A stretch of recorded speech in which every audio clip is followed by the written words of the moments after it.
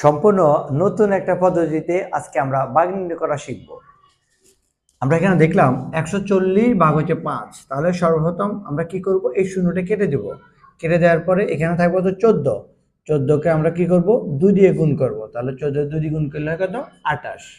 আচ্ছা, এখানে যেহেতু শূন্য একটা বেশি, তাহলে যদি আমরা 140কে আমরা 2 দ্বারা গুণ করি, তাহলে আমরা পাবো কত, 28। সাথে যে একটা শূন্য আছে, তাই শূন্যটা আমরা পেয়ে গেলাম।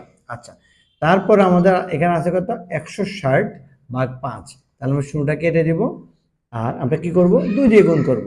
তাহলে কত, 16 দুগুণে 32।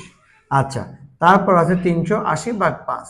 তাহলে শূন্যটা কেটে দিব, তাহলে আমরা 2 দিয়ে গুণ করব। তাহলে পাবো কত, 8 দ্বিগুণে 16 থাকে 1, 3 দ্বিগুণে 6, 6 রেখে 7। এবং আমরা ম্যাজিক ব্যবহার করে আরো অনেকগুলো ভাগকে আমরা খুব সহজে সমাধান করতে পারবো।